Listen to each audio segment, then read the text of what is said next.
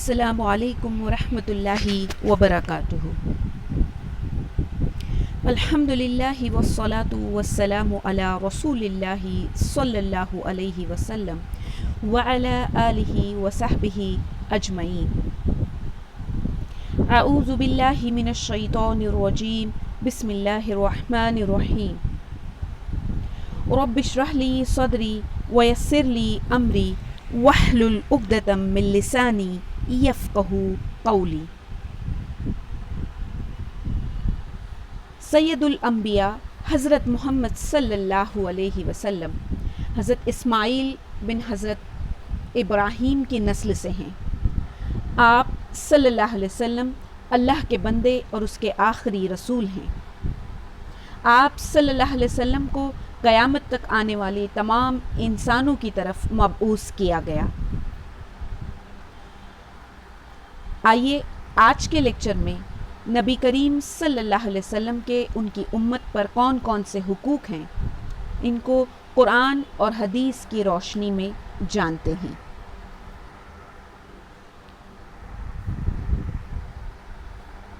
رسول صلی اللہ علیہ وسلم کا امت پر سب سے پہلا حق یہ ہے کہ وہ آپ صلی اللہ علیہ وسلم کو اللہ کا بندہ اور اس کا آخری رسول مانے، اور یہی وہ بات ہے جس کا ہر مسلمان کلمہ شہادت پڑھتے وقت اقرار کرتا ہے کہ اللہ تعالیٰ کے سوا کوئی معبود برحق نہیں اور محمد صلی اللہ علیہ وسلم اللہ کے بندے اور اس کے رسول ہیں۔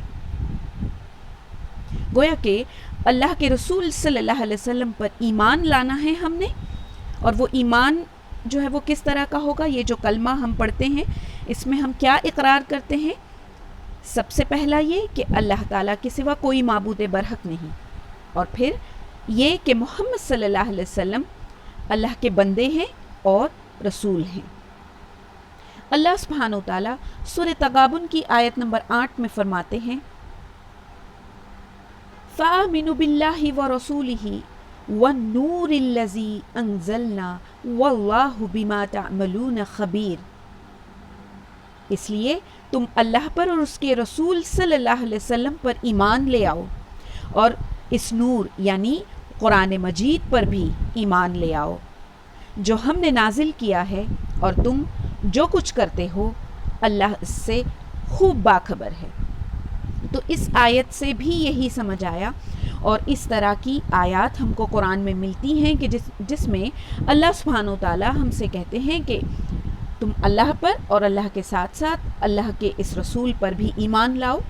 اور پھر جس طرح کے آیت یہ ہے سورہ تغابن کی آیت نمبر 8 کہ جس میں اللہ تعالیٰ کہہ رہے ہیں کہ اللہ پر اور اس کے رسول پر، اور ساتھ ہی ساتھ کہا جا رہا ہے کہ قرآن پر بھی ایمان لے آؤ، اور یہ قرآن اللہ سبحانہ وتعالیٰ اس کی تصدیق کر رہے ہیں اس آیت میں کہ یہ اللہ ہی نے نازل کیا ہے۔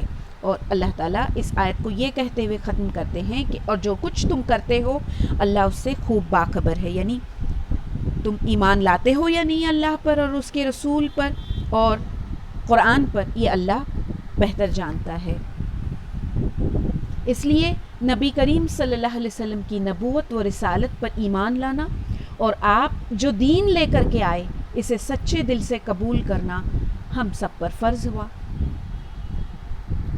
اس میں ایک بات کلیئر رہے کہ ہم پیارے نبی صلی اللہ علیہ وسلم کو اللہ تعالیٰ کا بندہ اس لیے کہتے ہیں کہ خود اللہ تعالیٰ نے ہی آپ صلی اللہ علیہ وسلم کو اپنا بندہ قرار دیا ہے۔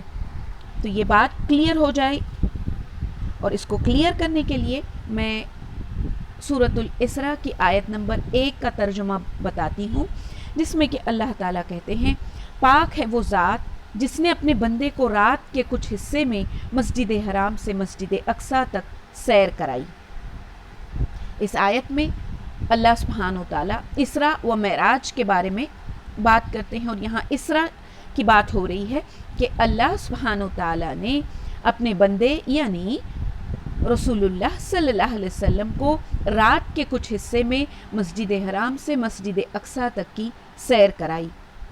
تو یہاں بھی اللہ تعالیٰ نے خود اس آیت میں اللہ کے رسول صلی اللہ علیہ وسلم کو اپنا بندہ کہا ہے، بی عبدہ، یہ لفظ ہے وہاں پر اس آیت میں۔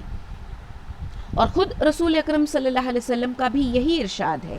بخاری کی حدیث میں ہم کو ملتا ہے کہ اللہ کے رسول صلی اللہ علیہ وسلم فرماتے ہیں میں ایک بندہ ہی ہوں، اس لیے تم بھی یہی کہو کہ میں اللہ کا بندہ اور اس کا رسول ہوں.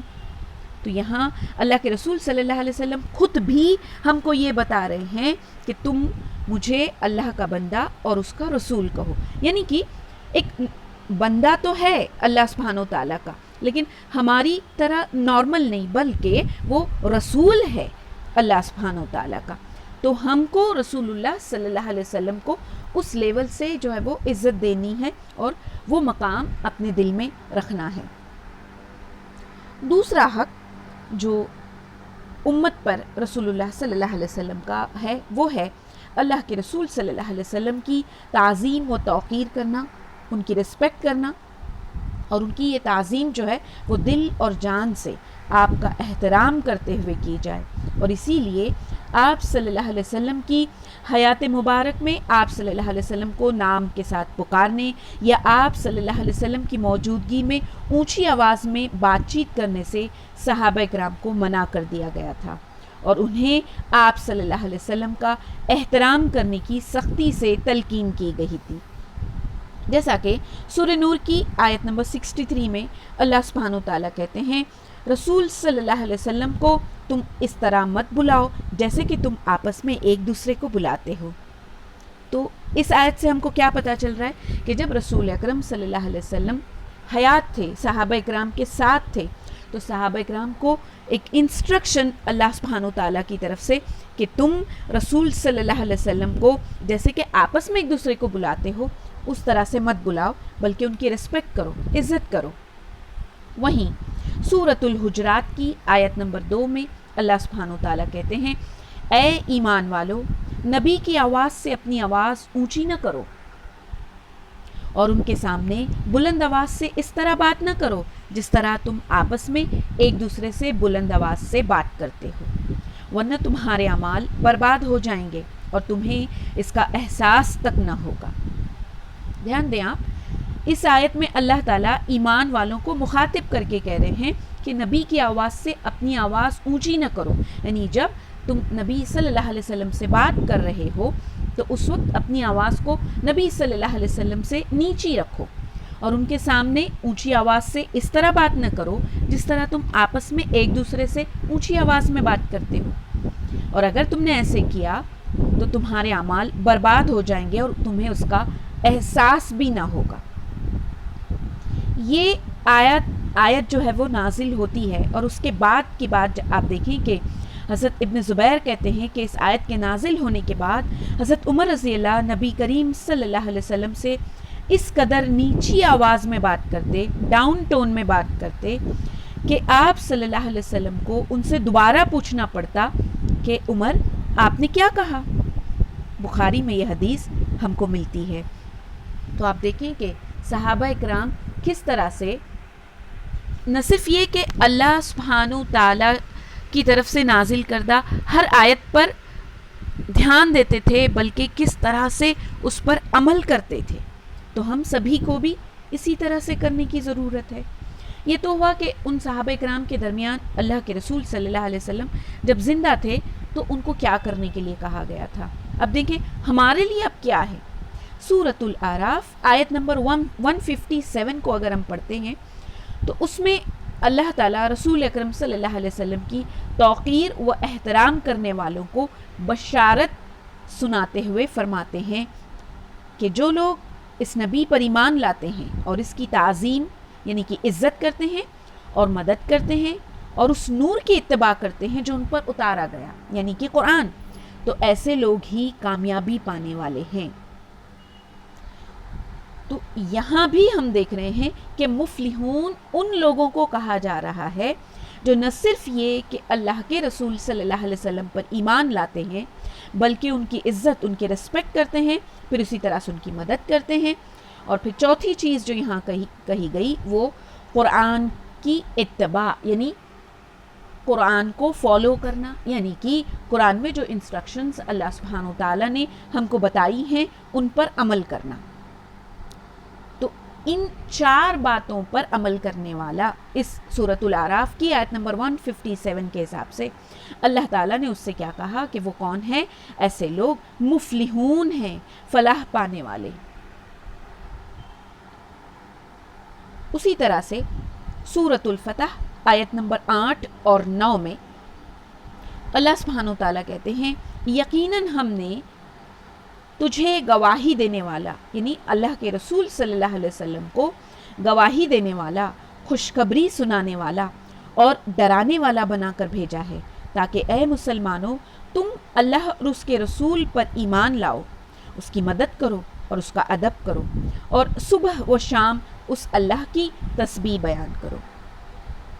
اب دیکھیں یہاں پر رسول اللہ صلی اللہ علیہ وسلم کو بھیجنے کا مقصد بیان کرتے ہوئے اللہ سبحانہ وتعالیٰ کہتے ہیں کہ اللہ سبحانہ وتعالیٰ نے اللہ کے رسول کو صلی اللہ علیہ وسلم کو گواہی دینے والا، خوشخبری سنانے والا. کس چیز کی خوشخبری؟ جنت کی خوشخبری، اللہ تعالیٰ کی طرف سے انعام کی خوشخبری. اسی طرح اس آیت میں کہہ رہے ہیں ڈرانے والا. کس چیز سے ڈرانے والا؟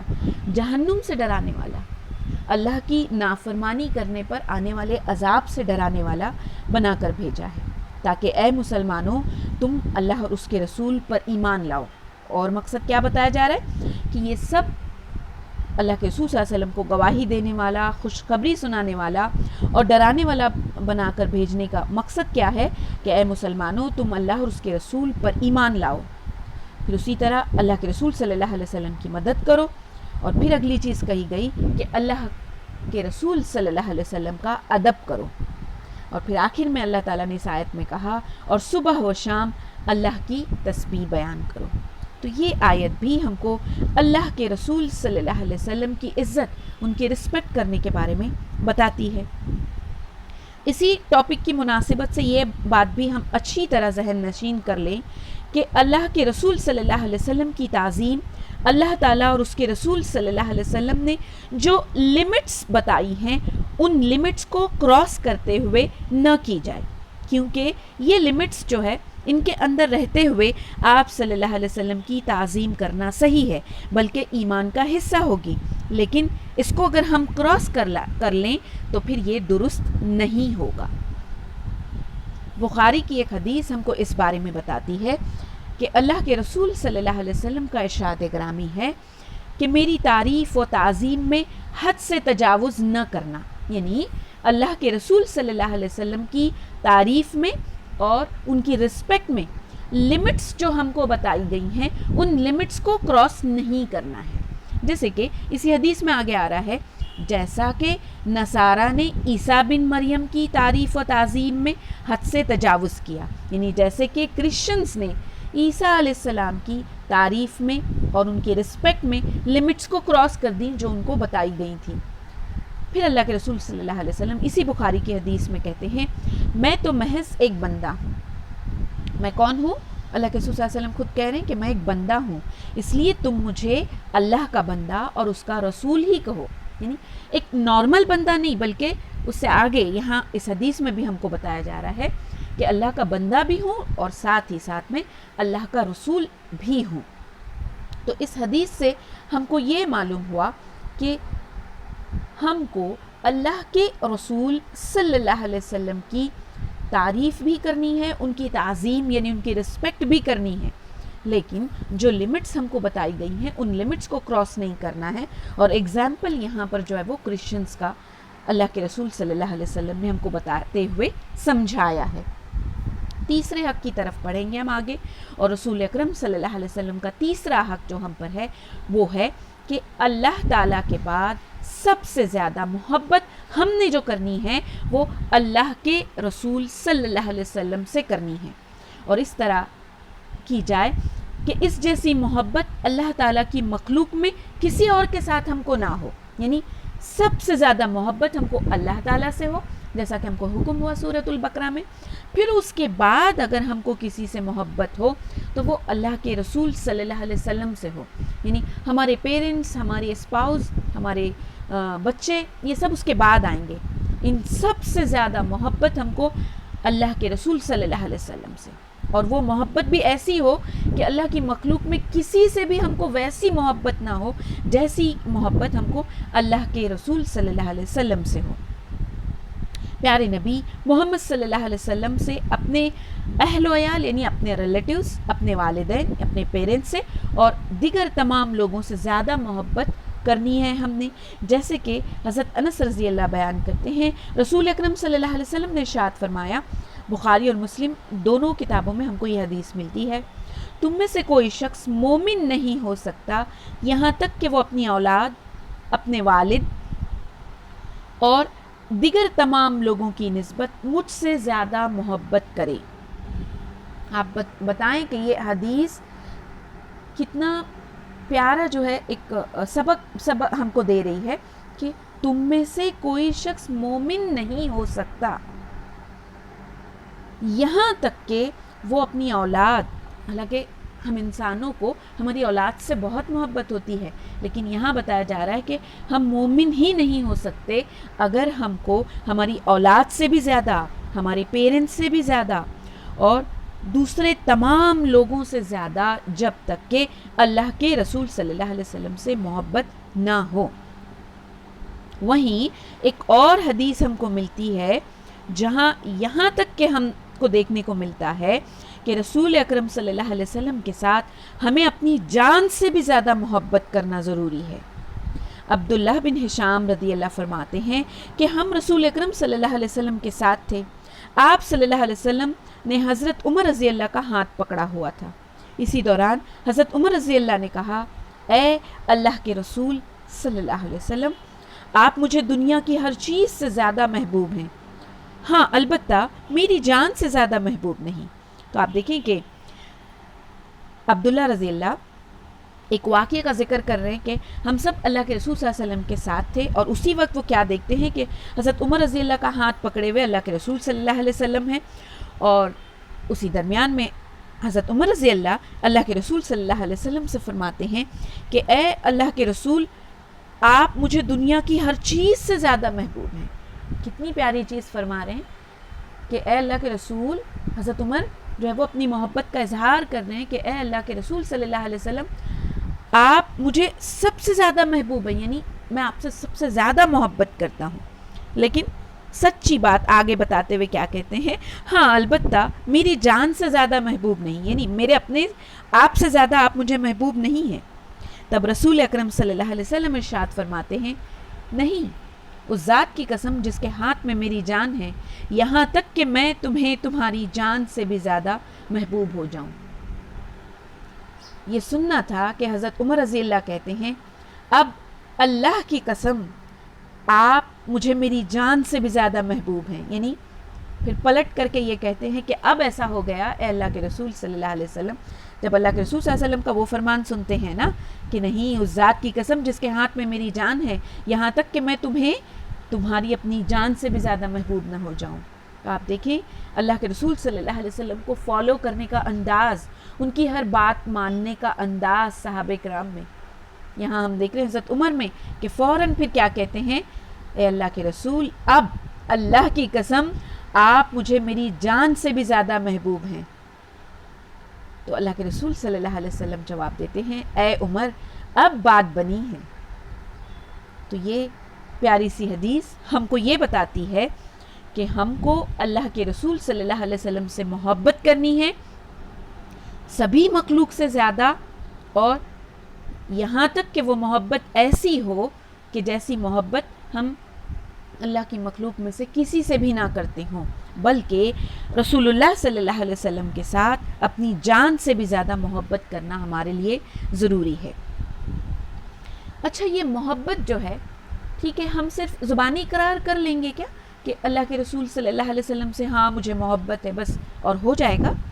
نہیں، اللہ کے رسول صلی اللہ علیہ وسلم سے سچی محبت کا عملی اظہار آپ صلی اللہ علیہ وسلم کی اتباع اور فرما برداری سے ہوتا ہے، یعنی ان کے بتائے گئے طریقے کو فالو کرنے سے ہوگا۔ سورہ آل عمران کی آیت نمبر 31 میں اللہ سبحانہ وتعالی ارشاد فرماتے ہیں، اے نبی صلی اللہ علیہ وسلم، آپ کہہ دیجئے اگر تم سب اللہ سے محبت رکھتے ہو تو میری تابعداری کرو. یعنی اللہ کے رسول صلی اللہ علیہ وسلم سے اللہ سبحانہ وتعالیٰ کہلوا رہے ہیں کہ اگر تم سب اللہ سے محبت کرتے ہو تو رسول اکرم صلی اللہ علیہ وسلم کو فالو کرو. اس طرح کرنے سے اللہ تعالیٰ تم سے محبت کرے گا. یعنی اگر ہم اللہ کے رسول صلی اللہ علیہ وسلم کو فالو کریں گے، یعنی ان کے بتائے ہوئے طریقے کے مطابق ہماری زندگی میں عمل کریں گے، تو اللہ تعالیٰ ہم سے محبت کرے گا. اس آیت کے حساب سے سبحان اللہ، ہم کو یہ کتنی پیاری بات معلوم ہوئی. پھر آگے اسی آیت میں اللہ تعالیٰ کہتے ہیں کہ اگر ایسا کرو گے، یعنی اللہ کے رسول صلی اللہ علیہ وسلم کو فالو کرو گے، تو پہلی تو بات یہ ہو گئی کہ اللہ تم سے محبت کرے گا. دوسرا بینیفٹ، دوسرا فائدہ جو ہم کو ملے گا وہ ہے اور ہمارے گناہ اللہ سبحانہ وتعالیٰ معاف فرمائے گا. تو ضرور انشاءاللہ تعالیٰ ہم جو ہے وہ اس آیت کے مطابق اللہ تعالیٰ سے محبت رکھتے ہوئے اللہ کے رسول صلی اللہ علیہ وسلم کو فالو کریں گے تو اللہ تعالیٰ ہم سے محبت بھی کرے گا اور ہمارے گناہوں کو معاف بھی کرے گا. اس آیت کریمہ سے ثابت ہوا کہ آپ صلی اللہ علیہ وسلم کے ساتھ محبت کی دلیل یہ ہے کہ آپ صلی اللہ علیہ وسلم کو فالو کیا جائے. اس لیے جو شخص آپ صلی اللہ علیہ وسلم سے محبت کا دعویٰ کرتا ہے اور آپ صلی اللہ علیہ وسلم کی سنت کی پیروی بھی کرتا ہے، یعنی آپ صلی اللہ علیہ وسلم کی سنت کے مطابق چلتا ہے، تو اس کو سمجھ لینا چاہیے کہ وہ محبت کے دعوے میں سچا ہے. اور اگر وہ محبت کا دعویٰ تو کرتا ہے، زبان سے تو بولتا ہے، لیکن سنت نبوی کے مطابق اپنی زندگی میں عمل ہی نہیں کرتا، تو اس کے متعلق یقین کر لینا چاہیے کہ وہ محبت کے دعوے میں جھوٹا ہے. اللہ تعالیٰ سے دعا ہے کہ اللہ تعالیٰ ہم کو رسول اکرم صلی اللہ علیہ وسلم سے سچی محبت کرنے والا بنائے اور ان کے جو بھی احکام ہیں اس پر عمل کرنے والا بنائے. آمین. صحابہ کرام کو رسول اکرم صلی اللہ علیہ وسلم سے کس قدر شدید محبت تھی، اس کا اندازہ آپ حضرت عائشہ رضی اللہ کی اس روایت سے کر سکتے ہیں کہ وہ بیان فرماتی ہیں کہ ایک آدمی نبی کریم صلی اللہ علیہ وسلم کی خدمت میں حاضر ہوتا ہے اور وہ کہتا ہے، اے اللہ کے رسول صلی اللہ علیہ وسلم، آپ مجھے میری جان سے اور اسی طرح میری اولاد سے بھی زیادہ محبوب ہیں. کیا کہتا ہے وہ اللہ کے رسول صلی اللہ علیہ وسلم سے کہ اللہ کے رسول صلی اللہ علیہ وسلم، آپ مجھے میری جان سے اور اسی طرح میری اولاد سے بھی زیادہ محبوب ہیں، اور میں جب گھر میں جاتا ہوں تو آپ کو بہت یاد کرتا ہوں، پھر میں صبر نہیں کر سکتا یہاں تک کہ آپ کے پاس آؤں اور آپ کو دیکھ لوں. یعنی جب رسول اکرم صلی اللہ علیہ وسلم اس کے سامنے نہیں ہوتے تھے اس شخص کے، اور وہ جب اپنے گھر پر ہوتا تھا تو اللہ کے رسول صلی اللہ علیہ وسلم کو سامنے نہ پا کر وہ آپ صلی اللہ علیہ وسلم کو یاد کرنے لگ جاتا تھا اور وہ اس سے صبر نہیں ہوتا تھا، تو واپس آ کے اللہ کے رسول صلی اللہ علیہ وسلم کو دیکھ لیتا تھا. اور جب میں اپنی موت اور آپ کی موت کو یاد کرتا ہوں، وہ شخص آگے کیا کہتا ہے کہ مجھ کو یاد آتا ہے کہ میری تو موت آنی ہے. پھر اللہ کے رسول صلی اللہ علیہ وسلم کی موت کو یاد کرتا ہوں تو مجھے یقین ہو جاتا ہے کہ آپ تو مطلب جب میں انتقال ہو جاؤں گا، جب قیامت قائم ہو جائے گی تو آپ تو یقیناً جنت میں داخل ہو جائیں گے اور آپ کو انبیاء علیہ السلام کے ساتھ اعلیٰ درجات میں بھیج دیا جائے گا. اور اگر میں جنت میں داخل ہوا، وہ شخص کیا کہتا ہے پھر آگے کہ قیامت آئے گی تو آپ تو جنت میں چلے جائیں گے، اعلیٰ درجات میں ہوں گے انبیاء اکرام کے ساتھ. اور اگر میں قیامت میں جب حساب کتاب قائم ہو جائے گا اور اگر میں جنت میں داخل ہوا بھی تو مجھے اس بات کا ڈر ہے کہ میں وہاں آپ کو نہیں دیکھ سکوں گا کیونکہ آپ تو اعلیٰ درجات میں ہوں گے. تب نبی کریم صلی اللہ علیہ وسلم اس کو کوئی جواب نہیں دیتے ہیں، یہاں تک کہ حضرت جبرائیل علیہ السلام ایک آیت لے کر کے نازل ہوتے ہیں، اور وہ آیت ہوتی ہے سورۃ النساء آیت نمبر 69، جس میں اللہ سبحانہ وتعالیٰ ارشاد فرماتے ہیں، اور جو لوگ اللہ اور رسول اکرم صلی اللہ علیہ وسلم کی اطاعت کریں گے وہ جنت میں ان کے ساتھ ہوں گے جن پر اللہ نے انعام کیا ہے. بہت دھیان سے آپ اس آیت کو سمجھیں، کتنی پیاری بات اس میں بتا رہے ہیں اللہ سبحانہ وتعالیٰ کہ جو لوگ اللہ اور اس کے رسول کی اطاعت کریں گے، گویا کہ اطیعوا اللہ اور اطیعوا الرسول کی بات یہاں ہو رہی ہے، تو ایسا جو کرے گا وہ جنت میں کہاں پر ہوگا؟ ان کے ساتھ ہوگا جن پر اللہ نے انعام کیا. اب کن پر اللہ نے انعام کیا؟ ان کے بارے میں اسی آیت میں اللہ سبحانہ و تعالیٰ کہتے ہیں، یعنی انبیاء، یعنی نبی کی جمع ہے انبیاء، جتنے بھی انبیاء اکرام ہیں ان کے ساتھ ہوگا. یہ لوگ ہیں جن پر اللہ نے انعام کیا. پہلی کیٹیگری انبیاء کی، دوسری صدیقین کی جو سچے ہیں، تیسری شہداء کی جو دین کے لیے شہید ہوئے، چوتھی صالحین کی جو نیک ہیں، اور یہ لوگ بڑے اچھے ساتھی ہوں گے جنت کے. اللہ تعالیٰ سے یہ دعا کرتے ہوئے آگے بڑھیں گے کہ اللہ سبحانہ وتعالیٰ ہم سبھی کو بھی ان لوگوں میں شامل فرما جن پر اللہ نے اپنا خاص انعام کیا ہو، اور تاکہ ہم بھی جنت کے ان اعلیٰ درجات میں ان انعام یافتہ لوگوں کے ساتھ رہیں گے. اللہ کے رسول صلی اللہ علیہ وسلم کا دیدار ہم کو بھی نصیب ہوگا انشاءاللہ تعالی.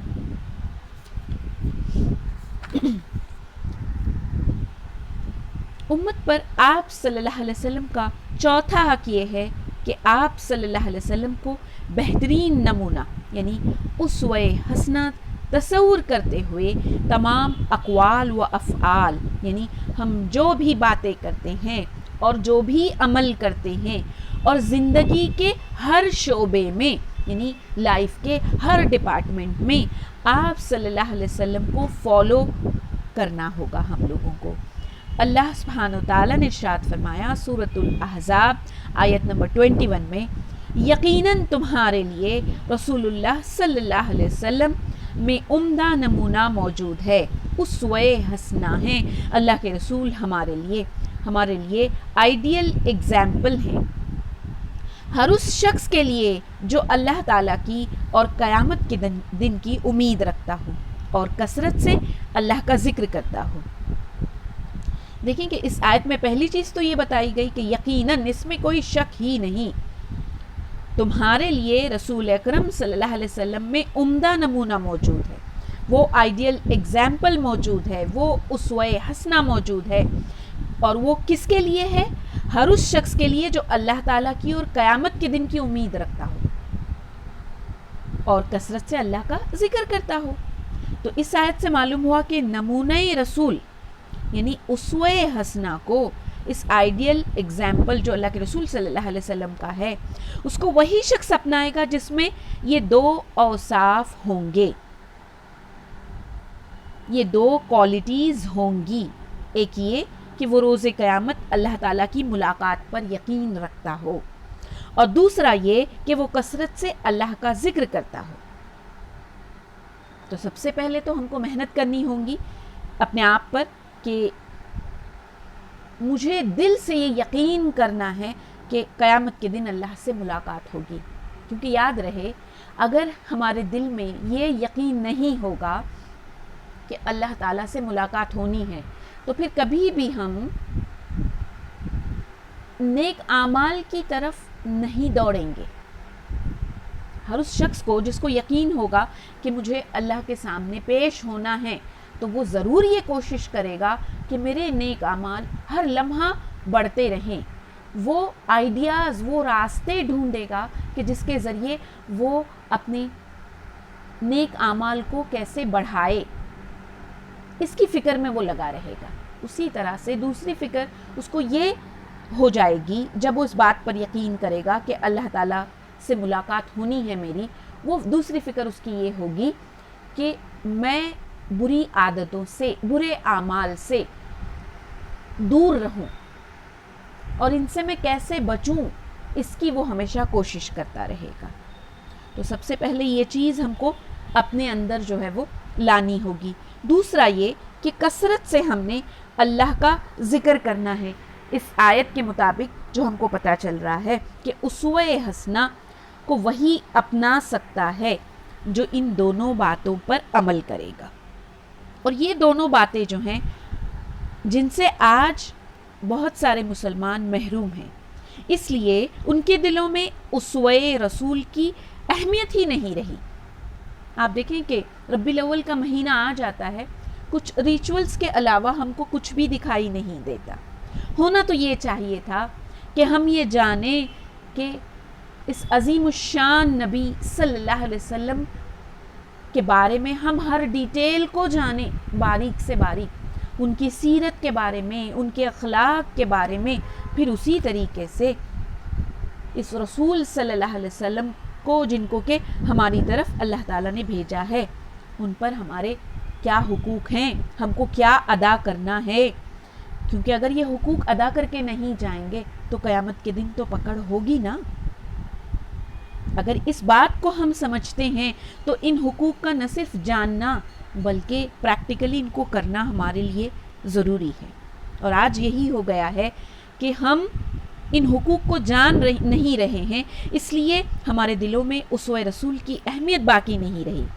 اس کے اپوزٹ آج کے مسلمانوں نے اور کوئی کسی کو اپنا آئیڈیل بنا لیا ہے، جبکہ یہ سورۃ الاحزاب کی آیت نمبر 21 ہم سے کہتی ہے کہ اللہ تعالیٰ ہم سے کہہ رہے ہیں کہ آپ کے لیے آئیڈیل ایگزامپل رسول اکرم صلی اللہ علیہ وسلم ہے.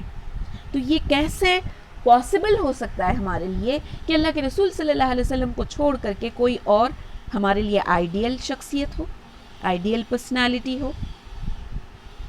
تو ہمارے لیے ضروری ہے کہ ہم اللہ کے رسول صلی اللہ علیہ وسلم کو ہمارا آئیڈیل نہ صرف منہ سے بولیں بلکہ دل سے جانیں اور عملی طور پر پریکٹیکلی پھر اس کو کر کے بھی دکھائیں. اس لیے ہمیں بھی نبی کریم صلی اللہ علیہ وسلم کو بہترین نمونہ تصور کرتے ہوئے آپ صلی اللہ علیہ وسلم کی مکمل اتباع کرنی چاہیے. اور یہ جو مکمل اتباع ہم بات کر رہے ہیں تو یہ کن کن چیزوں میں ہوگی؟ یہ عقائد میں ہوگی. عقیدہ دیکھیں آپ، 13 سال کی مکی زندگی جو اللہ کے رسول صلی اللہ علیہ وسلم کی تھی، اگر ہم سیرت کی کتابوں کا مطالعہ کرتے ہیں تو ہم کو یہ پتہ چلتا ہے کہ 13 سالہ مکی زندگی میں صرف عقیدے کی درستگی میں ہی لگے رہے اللہ کے رسول صلی اللہ علیہ وسلم مکہ والوں کی. پھر اسی طرح سے ہم کو اللہ کے رسول صلی اللہ علیہ وسلم کو عبادات میں بھی فالو کرنا ہے. عبادت کا جو یہ ڈپارٹمنٹ ہے اس میں رسول اکرم صلی اللہ علیہ وسلم اپنی زندگی کے آخری سانس تک نمازوں کی سختی سے پابندی کرنے والے تھے، جبکہ آج کے اکثر مسلمان 5 نمازوں کی بھی پابندی نہیں کرتے. حی علی الصلاۃ اور حی علی الفلاح کی آواز مسجدوں سے 5 وقت گونجتی ہے، لیکن ان آوازوں کو سن کر بھی مسجدوں کی طرف دوڑ نہیں لگاتے. یہ کیا ہو گیا ہم کو؟ ہر قسم کی عبادت اللہ کے رسول صلی اللہ علیہ وسلم نے جو کی ان کو ہمیں اپنانے کی ضرورت ہے. تبھی جا کر کے ہم اللہ کے رسول صلی اللہ علیہ وسلم کو اپنا اسوہ حسنہ مانتے ہیں، یہ ہم پروو کر پائیں گے. پھر اسی طرح سے اخلاق و کردار کی اگر بات کریں تو اس میں بھی ہمارے لیے آئیڈیل پرسنالٹی اللہ کے رسول صلی اللہ علیہ وسلم ہی ہونا چاہیے. نبی کریم صلی اللہ علیہ وسلم انتہائی متواضع یعنی ڈاؤن ٹو ارتھ پرسنالٹی تھی اور اپنے ساتھیوں میں گھل مل جانے والے اور تمام مسلمانوں کے ساتھ اچھا برتاؤ کرنے والے تھے. کیا ہم ایسا کرتے ہیں؟ کیا ہمارا nature down to earth type ہے؟ آج ہم دیکھتے ہیں کہ کئی مسلمان غرور اور تکبر سے بھرے ہوئے ہیں اور اپنے مسلمان بھائیوں سے بہنوں سے بد اخلاقی کا مظاہرہ کرتے ہوئے ہم کو نظر آتے ہیں. نبی کریم صلی اللہ علیہ وسلم عفو و درگزر کرنے والے اور اس کا سبق دینے والے تھے، فحش گوئی اور گالی گلوچ سے بچنے والے اور اس سے روکنے والے. جبکہ آج کے دور کے مسلمان ہر چھوٹی چھوٹی بات پر ایک دوسرے سے جھگڑا کرتے ہوئے ہم کو دکھائی دیتے ہیں، ایک دوسرے کو برا بھلا کہتے ہوئے ہمیں دکھائی دیتے ہیں. یہاں تک کہ ماں بہن کی گالیاں ہم کو بالکل عام مسلم علاقوں میں سنائی دیتی ہیں. کیا رسول اکرم صلی اللہ علیہ وسلم کا اخلاق ایسا تھا؟ پھر اسی طریقے سے معاملات کو چیک کریں اپنے اور پھر اس کو کمپیئر کریں اسوہ حسنہ سے. اللہ کے رسول صلی اللہ علیہ وسلم کے معاملات کیسے تھے؟ معاملات کے بارے میں پیارے نبی صلی اللہ علیہ وسلم دھوکہ، فراڈ، خیانت اور رشوت وغیرہ سے منع کرنے والے، جبکہ آج کے دور میں عالم یہ ہے کہ دھوکہ، فراڈ اور خیانت جیسے برے اعمال مسلمانوں کی گویا شناخت بن گئے ہیں اور نبی کریم صلی اللہ علیہ وسلم حلال کمائی کا حکم دینے والے اور حرام کمائی سے منع کرنے والے، جبکہ آپ صلی اللہ علیہ وسلم کو ماننے والے کئی مسلمان حلال اور حرام میں تمیز کیے بغیر ہر طریقے سے مال و دولت کو جمع کرتے ہیں اور جمع کیے ہوئے سرمایے کو سودی بینکوں میں محفوظ کرتے ہوئے نظر آتے ہیں۔ اب ہوتا یہ ہے بعض دفعہ کہ ٹھیک ہے چلیں اب یہ سودی بینکوں میں نہیں ڈالنا ہے تو کہیں اور پیسہ ڈالنے کے لیے مسلمان دوسرے کچھ اور ذرائع ڈھونڈتے ہیں، اور وہاں بھی جو ہے وہ حلال اور حرام کی تمیز ٹھیک سے نہیں کر پاتے۔ اللہ میری بھی اور آپ سب کی مدد کریں کہ ہر جگہ جہاں بھی پیسے کمانے کی بات آئے تو وہاں ہم جو ہے وہ اپنی کمائی کو وہ حلال ہے یا نہیں اس کو ضرور چیک کریں۔ اللہ ہم کو توفیق دے اور ہم کو صحیح طرح سے گائیڈ کرے ان معاملات میں۔ تو ہم نے دیکھا عقائد، عبادات، اخلاق و کردار، معاملات، یعنی زندگی کے ہر شعبے میں، لائف کے ہر ڈپارٹمنٹ میں ہم کو اللہ کے رسول صلی اللہ علیہ وسلم کے نقش قدم پر چلنا چاہیے۔ لیکن افسوس ہے کہ آج ہم جب نبی کریم صلی اللہ علیہ وسلم کو ماننے اور آپ سے محبت کا دعویٰ کرنے والے لوگوں کے روزمرہ کے معمولات پر اگر نظر ڈالیں تو یہ حقیقت کھل کر سامنے آتی ہے کہ نبی کریم صلی اللہ علیہ وسلم کے معمولات زندگی اور آج کے دور کے اکثر مسلمانوں کے معمولات زندگی میں زمین اور آسمان کا فرق ہے۔ الغرض یہ کہ زندگی کے ہر شعبے میں رسول اکرم صلی اللہ علیہ وسلم کا نمونہ چھوٹ سا گیا ہے اور اس کی جگہ پر کوئی اور جو ہے وہ ہم نے ایک نیا طریقہ گویا کہ لا دیا اور اس پر جو ہے وہ ہم عمل کرتے ہوئے جا رہے ہیں۔ اور تو اور شکل و صورت اور واضح قطع بھی پیارے نبی صلی اللہ علیہ وسلم کا جو ہے یہ کہ کس طرح سے وہ سادگی سے رہتے تھے، یا اگر ہم عورتیں ہیں تو ہم کو کیا حکم دیا انہوں نے کس طرح سے رہنے کے لیے، ہم کو سطر ڈھانپنا ہے، اور اگر ہم اس طرح سے اپنی جو ہے وہ ظاہری شکل بنا لیتے ہیں کہ ہم فالو کر رہے ہیں اللہ کے رسول صلی اللہ علیہ وسلم کو، ہم حجاب کر رہے ہیں، ہم سطر کو ڈھانپ رہے ہیں، تو ہمارے اس حلیے کو دیکھ کر بہت سارے لوگ مذاق بھی اڑاتے ہیں، گویا کہ اب ان کے لیے اللہ کے رسول صلی اللہ علیہ وسلم اور اللہ تعالیٰ کا بتایا ہوا حلیہ بھی ایک عیب بن کر رہ گیا ہے۔ اللہ ہم سب کو صحیح گائیڈنس کی طرف لے جائے، اور اللہ تعالیٰ سے یہ دعا ہے سبھی مسلمانوں کو اللہ تعالیٰ کے اور رسول اکرم صلی اللہ علیہ وسلم کے بتائے ہوئے طریقے کی طرف ہم کو لے جائے اور ان پر عمل کرنے والا بنائے۔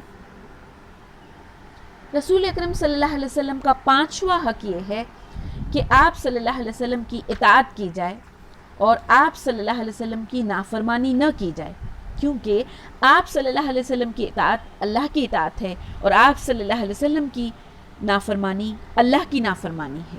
جیسے کہ سورہ مائدہ کی آیت نمبر 92 میں یہ چیز ہم کو ملتی ہے کہ اللہ سبحانہ و تعالیٰ آپ صلی اللہ علیہ وسلم کا یہ حق اس آیت میں بیان فرماتے ہیں، اور تم اللہ کی اطاعت کرتے رہو اور رسول اکرم صلی اللہ علیہ وسلم کی اطاعت کرتے رہو اور نافرمانی سے ڈرتے رہو، اور اگر تم نے اس سے اعتراض کیا تو جان لو کہ ہمارے رسول کے ذمے تو صاف صاف پہنچا دینا تھا۔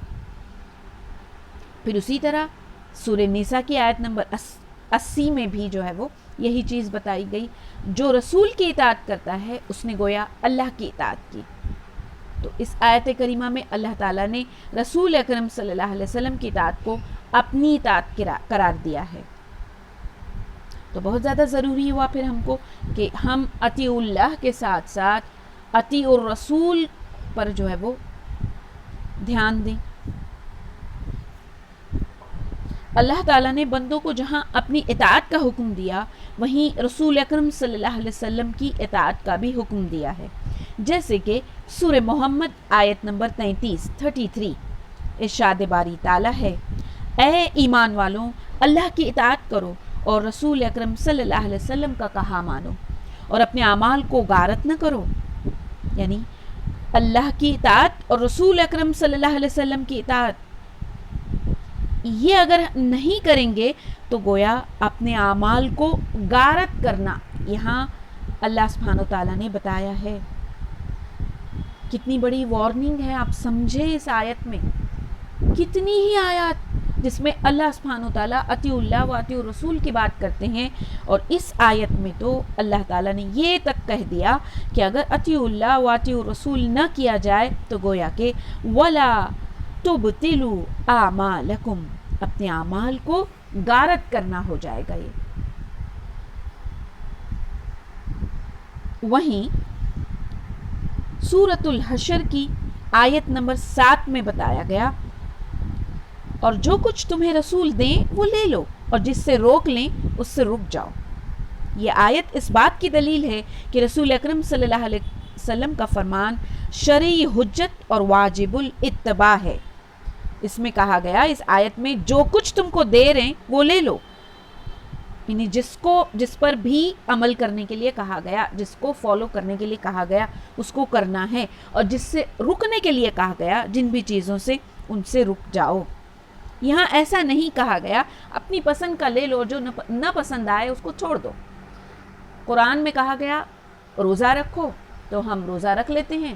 قرآن میں کہا گیا کہ آپ حجاب کی پابندی کرو تو ہم نہیں کرتے ہیں. تو یہ کیا ہوا؟ ہم نے اپنی پسند کا لے لیا اور جو ہم کو نہیں پسند تھا اس کو چھوڑ دیا. لیکن اس آیت میں کیا کہا جا رہا ہے کہ تم رسول تمہیں جو کچھ بھی دیں وہ لے لو، اور جس سے روکیں اس سے رک جاؤ. تو ہم کو انہی باتوں پر عمل کرنا ہوگا. حضرت ابو ہریرہ رضی اللہ بیان کرتے ہیں کہ رسول اکرم صلی اللہ علیہ وسلم نے ارشاد فرمایا، بخاری کی حدیث ہے یہ، میری امت کے تمام لوگ جنت میں داخل ہوں گے سوائے اس کے جس نے انکار کر دیا. کیا کہہ رہے ہیں اللہ کے رسول صلی اللہ علیہ وسلم اس حدیث میں کہ میری امت کے تمام لوگ جنت میں داخل ہوں گے سوائے اس کے. تو فوراً ہمارے کان کھڑے ہو جانا چاہیے، کیونکہ ہم سبھی کو تو جنت میں ہی جانا ہے نا. تو پھر یہاں کہا جا رہا ہے کہ سبھی جنت میں تو جائیں گے لیکن کچھ لوگ نہیں جائیں گے. وہ کچھ لوگ کون؟ اللہ کے رسول صلی اللہ علیہ وسلم کہہ رہے ہیں کہ جس نے انکار کر دیا. تب صحابہ کرام رضی اللہ آپ صلی اللہ علیہ وسلم سے پوچھتے ہیں کہ انکار کون کرتا ہے؟ تو آپ جواب سنیں اللہ کے رسول صلی اللہ علیہ وسلم کا کیا ہے. رسول صلی اللہ علیہ وسلم فرماتے ہیں جس نے میری اطاعت کی وہ جنت میں جائے گا. رسول صلی اللہ علیہ وسلم کی اطاعت یعنی ان کو فالو کرنا، وہ جس طرح بتا کے گئے ہیں ویسے زندگی گزارنا. تو ایسا جو کرے گا وہ جنت میں جائے گا، اور جس نے میری نافرمانی کی اس نے گویا انکار کر دیا. تو یہ حدیث کا آخری پارٹ یہ ہم کو بتا رہا ہے کہ جس نے اللہ کے رسول صلی اللہ علیہ وسلم کے مطابق زندگی نہیں گزاری، اللہ کے رسول صلی اللہ علیہ وسلم کے فرمان پر عمل نہیں کیا، اس نے گویا اللہ کے رسول صلی اللہ علیہ وسلم کا انکار کیا. اللہ تعالیٰ سے دعا ہے کہ ہم کو ان انکار کرنے والوں میں شامل نہ کرے، بلکہ ہم کو اللہ کے رسول صلی اللہ علیہ وسلم کی اطاعت کرنے والے لوگوں میں داخل فرما، تاکہ ہم بھی اللہ کے رسول صلی اللہ علیہ وسلم کی تمام امتیوں کے ساتھ جنت میں داخل ہو جائیں. آمین. بڑھتے ہیں اگلے حق کی طرف. رسول اکرم صلی اللہ علیہ وسلم کا امت پر چھٹا حق یہ ہے کہ آپ صلی اللہ علیہ وسلم اپنی وفات کے وقت جو ہے وہ 2 چیزیں امت کے لیے چھوڑ گئے. انہیں خوب پڑھا جائے اور انہی 2 چیزوں سے اسلامی تعلیمات اخذ کی جائیں، اور وہ ہیں قرآن مجید اور صحیح اور ثابت شدہ سنت مبارکہ. جو صحیح احادیث ہیں ان پر عمل. اللہ کے رسول صلی اللہ علیہ وسلم نے ارشاد فرمایا، میں تم میں 2 چیزیں چھوڑے جا رہا ہوں، ان کے بعد یعنی اگر تم نے انہیں مضبوطی سے تھام لیا تو تم کبھی گمراہ نہیں ہوں گے. یہ جو 2 چیزیں میں تمہارے درمیان چھوڑ کر کے جا رہا ہوں، اگر اس کو تم نے مضبوطی سے نہیں پکڑا تو تم گمراہ ہو جاؤ گے، اور اگر مضبوطی سے پکڑ لیا تو تم کبھی گمراہ نہیں ہوں گے. تو ایک ہے اللہ کے رسول صلی اللہ علیہ وسلم کہتے ہیں اس حدیث میں، ایک ہے کتاب اللہ یعنی قرآن مجید، اور دوسری ہے میری سنت، اور یہ دونوں کبھی جدا جدا نہیں ہوں گی یہاں تک کہ حوض پر میرے پاس آئیں گی. ٹھیک. تو اس حدیث سے ہم کو پتہ چلا کہ قرآن اور حدیث ان دونوں چیزوں کو نہ صرف پڑھا جائے بلکہ سمجھا جائے اور ساتھ ہی ساتھ ان پر عمل کیا جائے. قرآن اور حدیث پر عمل کرنا یہ چھٹا حق ہوا.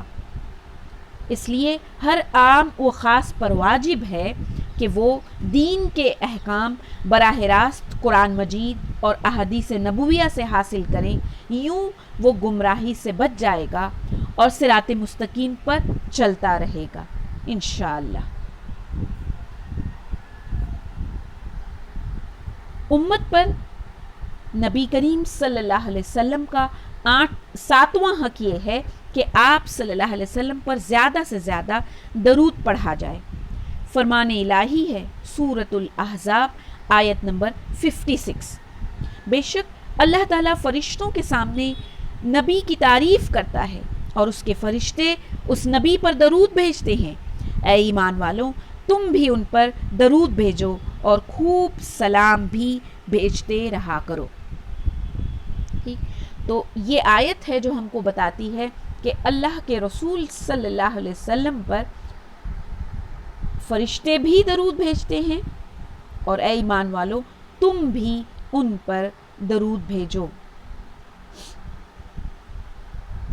اور سب سے افضل درود وہی ہے جو خود رسول اکرم صلی اللہ علیہ وسلم نے صحابہ کرام کو سکھلایا تھا اور وہ تھا درود ابراہیم. صحیح احادیث میں اس درود کے علاوہ جو بھی الفاظ ہم کو ملتے ہیں ان میں سے بھی پڑھا جا سکتا ہے. آئیں دیکھتے ہیں کہ درود بھیجنے کی فضیلت کیا ہے. بعض احادیث ہم کو ملتی ہیں فضیلت سے متعلق درود شریف کی. حضرت انس سے روایت ہے کہ رسول اکرم صلی اللہ علیہ وسلم نے فرمایا جو شخص مجھ پر ایک مرتبہ درود بھیجتا ہے اللہ تعالیٰ اس پر 10 رحمتیں نازل فرماتا ہے، اس کے 10 گناہ مٹا دیتا ہے اور اس کے 10 درجات بلند فرماتا ہے. غور کریں اس حدیث پر کتنی زیادہ فضیلت بتائی گئی کہ جو شخص اللہ کے رسول صلی اللہ علیہ وسلم پر صرف ایک مرتبہ درود بھیجتا ہے تو اللہ تعالیٰ اس پر 10 رحمتیں نازل فرماتا ہے، اس کے 10 گناہ معاف کر دیتا ہے اور اس کے 10 درجات بلند کر دیتا ہے. سبحان اللہ. اگلی حدیث حضرت ابو دردہ سے روایت ہے کہ رسول اکرم صلی اللہ علیہ وسلم نے ارشاد فرمایا جو شخص صبح کے وقت 10 مرتبہ اور شام کے وقت بھی 10 مرتبہ مجھ پر درود بھیجتا ہے اسے قیامت کے دن میری شفاعت نصیب ہوگی. اس لیے صبح شام کے جو اذکار ہیں ان میں درود کو آپ شامل کریں. اسپیشلی اس حدیث کے حساب سے تو صبح اور شام بالکل ریگولر پریکٹس بنا لیں اپنی کہ صبح بھی اذکار میں اپنے 10 مرتبہ درود پڑھیں اور شام کو بھی اپنے اذکار میں منیمم 10 ٹائمز جو ہیں وہ درود پڑھیں. تو اس سے کیا ہوگا، اس حدیث سے ہم کو پتہ چل رہا ہے کہ قیامت کے دن اللہ کے رسول صلی اللہ علیہ وسلم جو ہے وہ شفاعت کریں گے. آخر میں اللہ رب العزت سے دعا ہے کہ وہ ہم سب کو رسول اکرم صلی اللہ علیہ وسلم کے تمام حقوق ادا کرنے اور آپ کی اطاعت کرنے اور آپ سے سچی محبت کرنے کی توفیق دے اور روز قیامت ہمیں آپ صلی اللہ علیہ وسلم کی شفاعت اور آپ کے ہاتھوں حوض کوثر کا پانی نصیب فرمائے. آمین. وآخر دعوانا ان الحمد للہ رب العالمین. سبحانک اللہم و بحمدک اشہد ان لا الہ الا انت استغفرک واتوب الیک.